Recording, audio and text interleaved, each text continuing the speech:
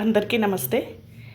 ఈరోజు మనకు అందరికీ తెలిసిన రాజ్మా గ్రేవీ కర్రీ కాకుండా ఫ్రై ఈ విధంగా కూడా చేస్తే చాలా బాగుంటుందండి. మీరు రాజ్మాని ఇట్లా ట్రై చేసి చూడండి. ఎప్పుడు ఒకే రకంగా కాకుండా డిఫరెంట్గా ఉంటుంది, మంచి టేస్టీగా కూడా ఉంటుంది. మీరు ఒకసారి చేసుకొని తిన్నారంటే మీకు అర్థమైపోతుంది. రొటీన్గా కాకుండా కొంచెం స్పెషల్గా ఉంటుంది, చాలా బాగుంటుంది. ముందుగా రాజ్మాను 8-10 గంటలు నానబెట్టి ఉడకబెట్టి పెట్టుకోవాలండి. నానబెట్టిన తర్వాత దాన్ని కుక్కర్లో వేసి ఉడకబెట్టుకోవాలి. ఒక ప్యాన్ తీసుకొని 5 టేబుల్ స్పూన్ల ఆయిల్ పోసుకున్నాను ఇక్కడ నేను.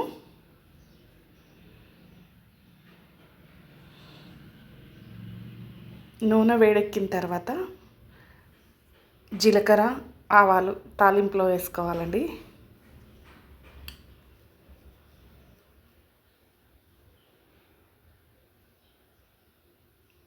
ఒక పెద్ద సైజు ఉల్లిపాయను చిన్న ముక్కలుగా తరుక్కొని వేసుకోవాలి.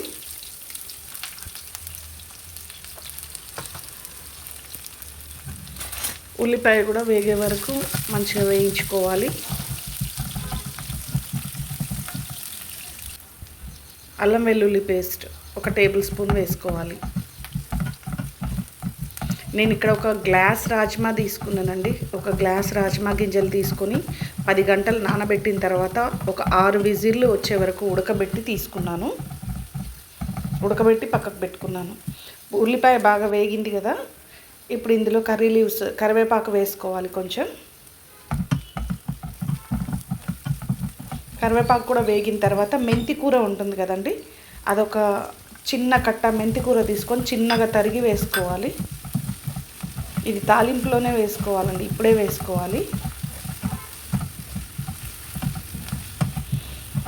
మనం మెంతి కూర మధ్యలో వేస్తే కొంచెం చేదు వస్తుంది, అందుకని ముందే వేసుకొని వేయించుకోవాలి బాగా. ఒక 3 టమాటాలను చిన్నగా తరుక్కొని అవి కూడా వేసుకోవాలండి.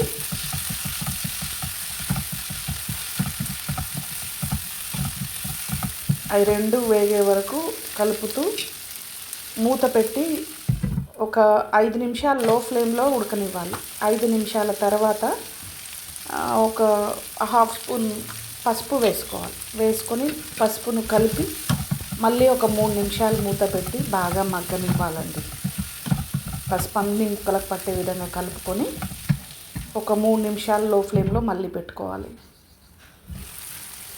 3 నిమిషాల తర్వాత ఇందులో ఇప్పుడు మనం పచ్చిమిర్చి ఒక 10 పచ్చిమిరపకాయలను పేస్ట్ చేసి వేసుకోవాలండి. పచ్చికారమే వేసుకుంటాం ఇందులో, అట్లయితేనే చాలా టేస్టీగా ఉంటుందండి.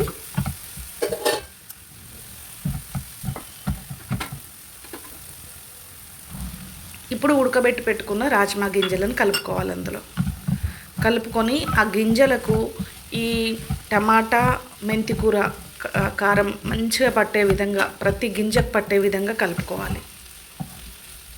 కలుపుకొని మూత పెట్టి 5 నిమిషాల పాటు లో ఫ్లేమ్లో ఉడకనివ్వాలి. చూడండి, 5 నిమిషాల తర్వాత కొంచెం అంటే ఇప్పుడు ఈ టమాటా వేగి మెంతి కూర వేగి అన్నీ ఆ గింజలకు పడుతూ ఉంటుందండి. ఇది ఫ్రై మాదిరిగానే ఉంటుంది. వేడివేడి అన్నంలో అంచుకు పెట్టుకుని తింటే మంచిగా ఉంటుంది. అంటే మనం పెరుగులో సైడ్ డిష్ లెక్క కూడా పెట్టుకోవచ్చు.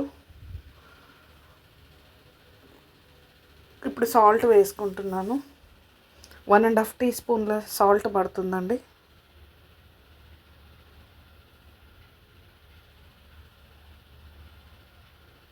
జీరా పౌడర్ 1 స్పూన్ జీరా పౌడర్ వేసుకోవాలి. గరం మసాలా 1/2 టీ స్పూను,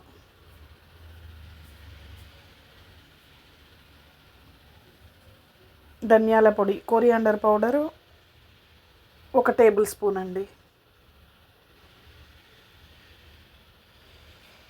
ఇవన్నీ గింజలకు పట్టే విధంగా మంచిగా కలుపుకొని వేయించుకోవాలి.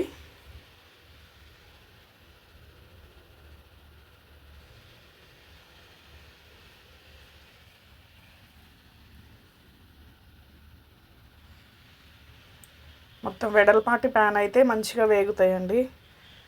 గింజలు ఆల్రెడీ ఉడకబెట్టి ఉంటాయి కదా ఇంతకుముందే, వీటి గింజలు ఉడకాల్సిన పని ఏం లేదు. అవి ఒకలాంటి ఫ్రై అంటే ఈ మసాలాలు, టమాటా, మెంతి కూర ఇవన్నీ బట్టి మంచి టేస్టీగా తయారవుతాయి. మళ్ళీ ఒక 8 నిమిషాల పాటు లో ఫ్లేమ్లో పెట్టుకొని చూడండి, ఇంకా అయిపోయినట్టే. మళ్ళీ ఒకసారి మంచిగా అంతా మసాలా అంతా కలిసే విధంగా కలుపుకోవాలి. ఇది ఉట్టి గింజలుగా కూడా తింటారండి, చిన్నపిల్లలు కూడా ఇష్టంగా తింటారండి. కారం వాళ్ళు తినేటట్టు మనం కొద్దిగా తక్కువ ఎక్కువ చూసి వేసుకోవాలి. అందరు కూడా ఇష్టపడతారండి. గింజలు చాలా టేస్టీగా ఉంటాయి. పెరుగన్నం తినేటప్పుడు సైడ్ డిష్గా కూడా బాగుంటుందండి. మామూలుగా చపాతీలోకి తినొచ్చు. గ్రేవీ టైప్లో ఉండదు, ఫ్రై మాదిరిగా ఉంటుంది, కానీ సూపర్ టేస్ట్ ఉంటుందండి. ఆరోగ్యానికి ఆరోగ్యం. రాజ్మా హెల్త్కి చాలా మంచిది కదా, అది మాకు తెలుసు కదా. మీరు ట్రై చేయండి. ఏ కొలతలతో ఇట్లా ట్రై చేయండి. ఎప్పుడు ఒకే మాదిరిగా కాక డిఫరెంట్గా చాలా బాగుంటుంది. చివరిగా కొత్తిమీర చల్లుకున్నాను.